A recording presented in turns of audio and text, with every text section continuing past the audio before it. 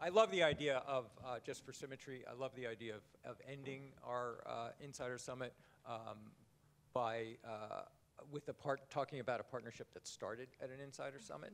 Where'd you guys meet again? At the D2C Summit? Charleston. Charleston. I'm going to let these two introduce themselves in a second. This is a partnership that I learned a lot by interviewing both of them about this partnership, because I went into it thinking, oh, okay, so it's brands trying to extend themselves, find one another's audiences, find how they can extend their brands by drafting off each other's audiences. A lot of the D2Cs are looking for this right now. But then when I got to talk to them, I thought that I found that the deeper story, and maybe the one more relevant for you guys, is the nature of the partnership itself and how they learn from each other in the process and in the execution, which I think is a really interesting piece here. But let me start by asking each of you to introduce yourselves. I think OLLY is probably a little more familiar to anybody who's in Target and sees the bright bottles that like blare from the shelves. But Ruthie, you start and tell us a little bit about Overnight Beauty and the concept. Sure. Hi, everyone. I'm Ruthie McCombs. I'm the founder of Overnight Beauty. Overnight Beauty is a startup sleep wellness brand, so we believe sleep is your superpower. So we think if you want to have good health, good beauty, you need to make sure that you focus and target your sleep. And I started the brand out of a necessity. I was having some health issues. I have a 20-plus year career in corporate banking, so I definitely work a ton of hours. And my sleep was out of whack, and it was causing a ton of issues for me. And so honing in on my sleep and creating rituals around my sleep is really how Overnight Beauty was born. And look, just to dig into, you have an interesting range of products and a combination of products. Yeah. It's not pretty, so tell us what they are. So there's Sure. Different ways of enhancing sleep. Sure. So the brand believes that you that there's all the senses are a part of your sleep ritual. So we have a cream come true is our body conditioner, for instance, and that's packed with ingredients that replenish the skin while you're sleeping, but it also has aromatherapy that helps you get to sleep and get into more of a meditative state, which was my main issue with sleep, was actually getting to sleep in the first place. And there's also material things. You have we do have sleep wearables, exactly, but okay. They're made out of 100% silk, and they're temperature controlling, and they're meant to, just be frictionless and not disrupt your sleep at all. So we're all about every single product is about that sleep ritual and making sure that you have all the necessities to get a good night's rest. Yeah, I just wanted to make that part clear because I think yours is a harder product to explain because it's a concept, not a single product, exactly. And which is quite different from OLLY, which I think can be said in two words. And I think that's one of the things that makes this an interesting partnership. But go ahead, Jen. Tell us a little bit more about OLLY. So we are a Unilever brand. We started as a startup, so we have kind of that startup mentality. And we've been in the sleep space for a long time. It's our top product. It's our top product segment. It's something that everybody needs. Everyone needs to sleep. Everyone needs to sleep well. And we continue to see people really, really struggling with that. And most of our products are melatonin-based, and melatonin is great. It's not great for every single person, but it's great for a lot of people and really can help that those sleep challenges. I think for us, we started as a challenger brand, and that's not who we are anymore. Now we've been around for a while. We've been around long enough that the challenger brands are coming to us, and they're coming from every angle. One of the reasons why we wanted to work with Overnight Beauty was just because it kind of rounded out the whole package of it's a ritual. It involves supplements. It involves beauty. It involves health and wellness kind of from the inside out. And that's, from OLLY, that's something we say all the time. Like health and wellness and happiness is all an inside out project. So it was just such a good fit for us. And we work really hard to stay relevant in the sleep space and be thought leaders on sleep from a supplement perspective. And this just really gave it a little bit more beauty and a little bit more luxury. And that's something that, when you're at the Walgreens aisle, you don't really get that. So this was a really special opportunity for us. And she sells ritual, and that's actually something that is helpful to you. Very much so, yes. But let's start by getting into the product. It's the partnered product itself, just so that everybody understands how they actually did partner and what products came out of this. Ruthie, walk us through these. I'm just going to sort of push through some examples of the partnered product that you guys launched. Just give us sort of the background of how and when this launched and what these things are that we're looking at and the messaging. Sure. So what we're looking at are some of the gift boxes that we sold over the holidays last year. And essentially, OLLY was trying to see if they could play in the gifting space. And it presented an opportunity for Overnight Beauty to actually extend its reach as well. We're a startup, and OLLY obviously has a tremendous reach and is known as a category leader in a lot of the categories that they're in. And so essentially, we partnered our products to tell a complete story about sleep and about the ritual of getting to bed. So we call the box your best bedtime ever, and basically this limited edition collaboration was just sold through the holidays, and there were 4 separate boxes that included my products, which are the hair oil here that you're seeing. You might want to go back, and the lotion and the candle, right? So again, with my products, each of them have like the hair oil and the lotion. The aroma is lavender rose neroli. So as soon as you smell it, you start to get into a very relaxed, meditative state. And the candle, which we don't recommend you burning if you're already drifting off to sleep, is also we had our signature scent Doze, which is Hinoki and Uzu, which is also a very relaxing scent. And partnering those along with the gummies allowed OLLY to tell a story about their sleep gummies and how they aid in the process, but also with us, the ritual of actually focusing on your beauty and focusing on, optimizing your sleep and getting the most out of it is what we try to do in terms of partnering all the products throughout the boxes. This is just some of the messaging. So, Jen, tell us where OLLY was coming into this. You already had a dedicated line of sleep products, but of course you have a large range of supplements. Sleep is just a piece of it. So tell us what you were getting out of this. I mean, at the end of the day, we wanted to look cool. And it was a great opportunity for us to do something that was really different. There's a lot of players in the sleep space, and we wanted to do something that none of our competitors were doing. And, Ruthie just said the other day, sometimes people aren't in the space because it's not a good space to be in. But in this case, I feel like it was just a gap. And we wanted to see if we could play in the gifting space. And we had a great test and learn budget. And, I mean, partnerships are not my job. I run direct-to-consumer e-commerce. That's what I do. And OLLY's never done a brand partnership that is product-focused. So this was certainly not easy. We've never sold a product that we didn't manufacture ourselves, so we did not have the infrastructure built at all to support this. So there was a lot of paving new roads in this process. But at the end of the day, we wanted to create these beautiful experiences for people and be able to introduce them to a new brand and also be able to stand out in a sea of melatonin gummies, which is, there's just so many now. So we really were expanding kind of that thought leadership piece, but also rounding it out from a gifting perspective. So let's dig into the execution itself. First of all, where and how is it sold? This had to be D2C only because there was no way you were going to be able to get this into retail. We did this pretty quickly, so yeah. So we met at the D2C conference was in May of last year, and then these were on the shelves and on OLLY's site by November. So this was a very quick turn. And so doing it through e-commerce allowed us to move swiftly. But as Jennifer pointed out, we were building the plane and trying to fly it at the same time. Overnight Beauty. And praying bottles were coming in from Italy on time. Exactly. And there were a lot of challenges, right? You're working with a startup brand like Overnight Beauty, and I'm learning on the go. As I mentioned, I have a background in corporate banking. So all of this is new. All of this is, just a learning process for me. So having a patient partner in Jennifer was helpful, but also having good communication between the two of us and us managing our teams was extremely helpful to the process. But again, there were several challenges. But one thing I will say that was actually really positive and more simplified for us to put together.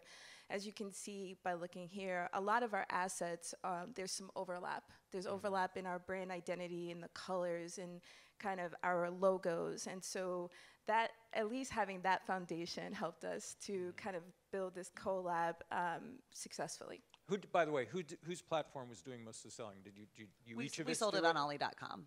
Okay, so you sold it on, why? What was that decision? Why not? Why didn't you just have a dedicated section too? Well, as I mentioned, OLLY has the reach and they have the market, and I think they took the leadership role, rightfully so in this case, in terms of buying our inventory and managing the sell-through. So we leveraged their expertise in that regard. Okay. Well, walk us through some of this process of what you learned from each other. What did you learn from Jen and her team? Well, I got to see where I want my team to be in the future, right? So they definitely have the resources. They still maintain a startup mentality. So very knowledgeable yet scrappy team. And I really did appreciate, obviously, because of the position I was in with them, but I definitely appreciated how they were still willing to learn and grow despite where they are. And so that's something that I definitely wanted to maintain. And then obviously all of the rails and nuts and bolts of their supply chain, being exposed to that and understanding that more completely was definitely very helpful for a young brand. You got a chance to see your future. Yes.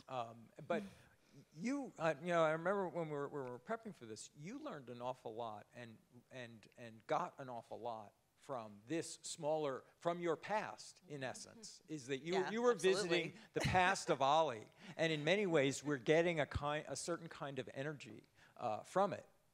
Yeah, I think it reminded us what it's like to be agile and what it's like to kind of fly by the seat of your pants a little bit, because we did do this very fast, and we are getting to a place in our evolution where things don't always move that fast. I mean, Land knows, Unilever, we don't move that fast. So it's, I think it just kind of like gave us a little bit of excitement. And at the same time, it was really, again, it was a great learning opportunity to see if we could do this, but also to build these processes. And I mean, I can remember being on the phone with the guy at our 3PL who runs our e-commerce business, our fulfillment. He is 20 years old, he lives in Wisconsin, and he has never seen bottles of anything before that were glass and creams, and he didn't know, he had no idea what to do with them. And I'm like, Austin, just put them in the box, put the paper in first. I mean, we literally drew a planogram for every box because this was so new to them too. Like, this was completely new. And, I mean, there's just, the great thing is that now we have a process for this. So it was in some ways difficult and challenging, and in some days pretty painful, but now this process exists for us. And so there's a lot more opportunity to do more in the future. And I'll add to that, Jennifer gave my team and myself a lot of, affirmation in terms of what we are good at. And one of the things that my team really took the lead on was the actual, marketing and the creation of, all of our collateral. Mm-hmm. And so in that regard, we were able to see, okay, yeah, we do have some strengths here, and we are good at some things. And although we are still learning, in my case, I'm bringing in all of my financial acumen. My creative director has worked for the likes of, Puma, Fenty, and Saks. And so we brought all of that to bear. So even though we are a startup, we have some expertise to lend as well. And speed.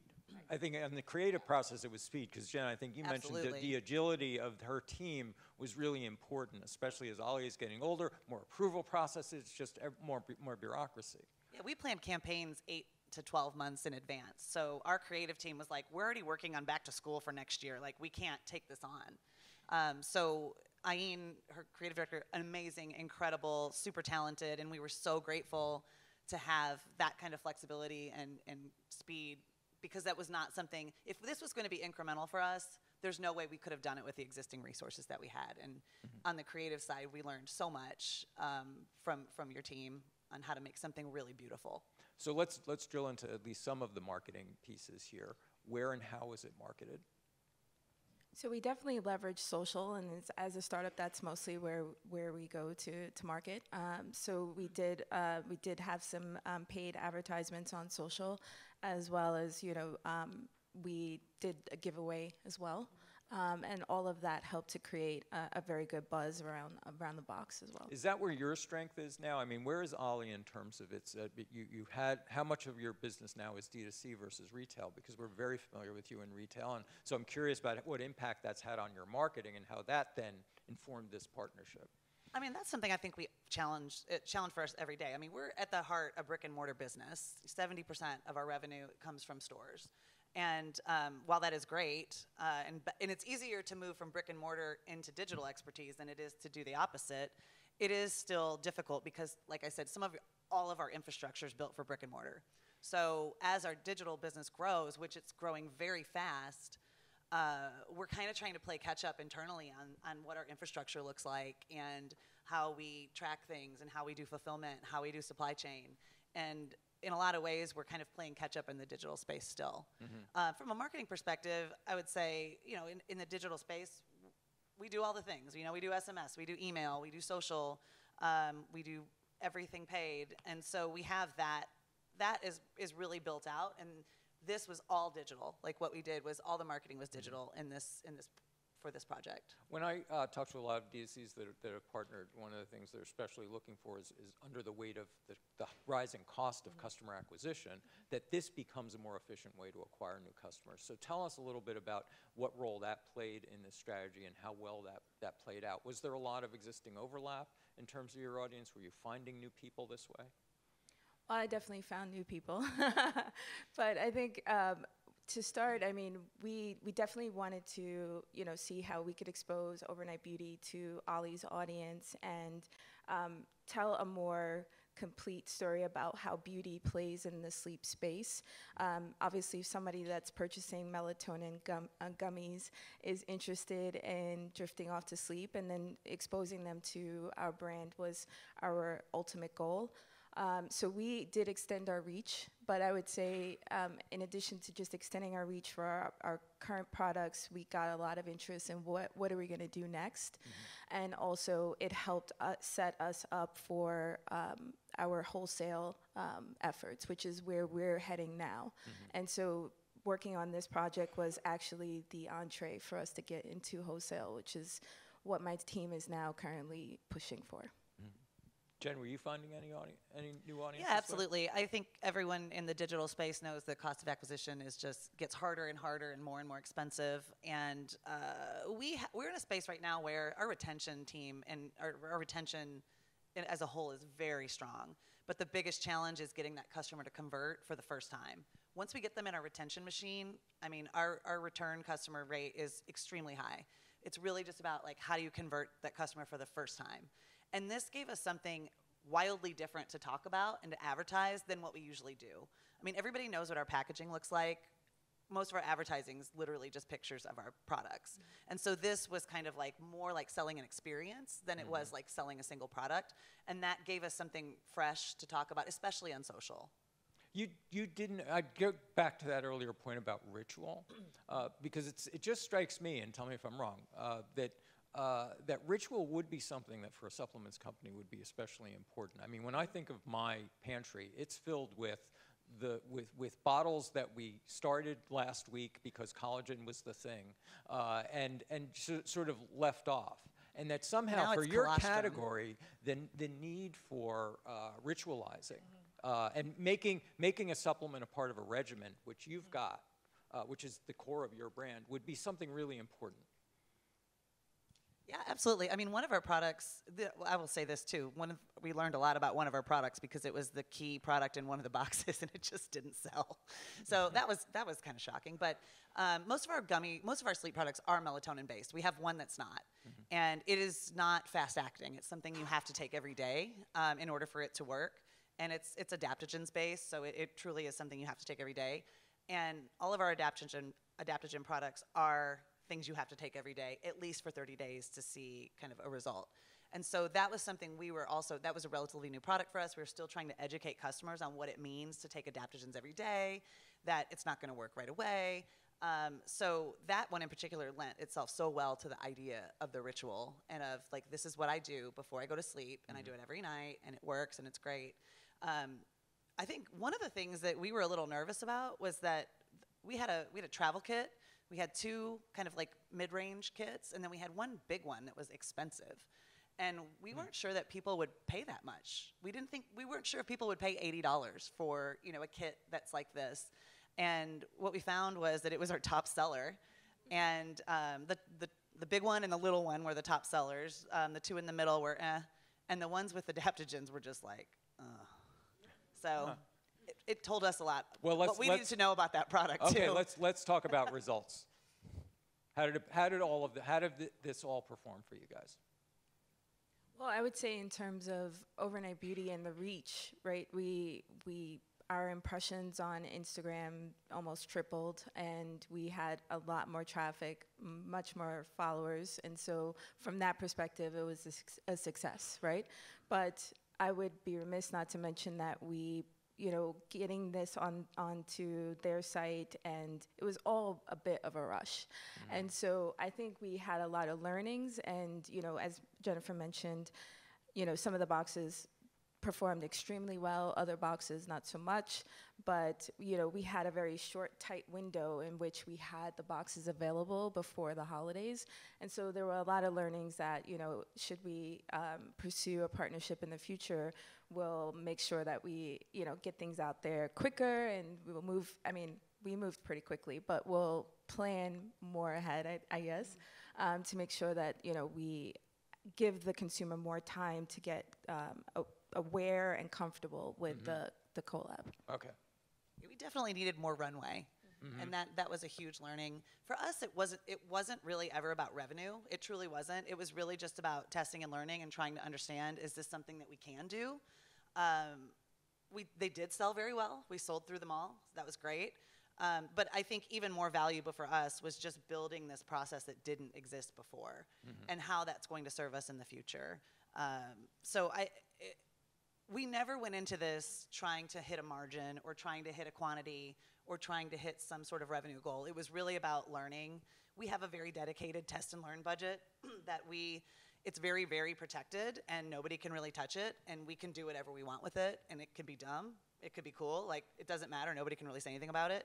And so in this case, it was really just understanding, will customers like this? Is this valuable for them? Would we do this again? What other area would we do this in? Like, maybe it's sexual health, wellness. It could be, we talked about Valentine's Day, doing like a little sexy Valentine's Day kit. But there's so much opportunity. The mind reels at the possibilities there, and the companies you could partner with. I want to open it up for questions. No, we want you on tape. We want to hear your questions. We've got millions of people watching at home. That's right. Millions. Andrea Fisher from Bayer Consumer Healthcare. Curious how the two of you, or your companies actually, were able to decide who pays for what. Like, what was that, without maybe revealing some specifics? What did that conversation look like for both of your companies? Because I feel like when it comes to partnerships, that can always be a point of contention, and things kind of dissolve very quickly, even if they're a great idea. Well, I would say this, like, I may not have this experience in another collab, so I'm very grateful that I had it for my first round. But meeting Jennifer at the D2C conference and, you know, over drinks, talking about next steps on this collab, and I sort of felt like this is not a real thing. Maybe she's just, you know, just saying that we're going to do something and I'll never hear from her again. But us actually moving forward and us being at the head of the table and always having open communication was, I'll say that was the strongest foundation we could build. But then in terms of how we were splitting things, you know, OLLY had budgets for certain things, and then we had to split other things. And so it was just very open dialogue, and we were constantly, you know, just communicating about who was going to manage what. So we also looked at it from not just a dollar spend, but resources as well, right? Because in some cases, like, you know, photo shoots and things like that, my team took the lead, and my team, you know, managed the process and created the assets or partnered with her team to manage that. And in those cases, maybe the split was different than normally, right? But that's really how we looked at it, not just from a spend, but from an actual resource, overall resource perspective. To add on to that, I think one of the things that made it relatively easy is that it was just us. I mean, we've never done a partnership at OLLY that was product-based. No one wanted anything to do with it, to be honest. I mean, they were kind of like, do whatever. So, I mean, it's so different, I think, when you're a bigger brand and you're kind of trying to negotiate with another bigger brand. Especially, I mean, there's brands like, you know, like Casper. They have, like, partnership teams, you know. And this truly was, like, almost a one-on-one. Like, some of the conversations were via text. Like, we were just making decisions. So it just makes it easier when it's just a couple people. Obviously, that's not sustainable for everything. But the fact that it was just us, and, I mean, we had, to be really transparent, a lot of people at OLLY were like, I don't want anything to do with this. So it was really awesome to be able to come back and prove everybody wrong. Thank you guys so much. This was great. Thank you. Thank you.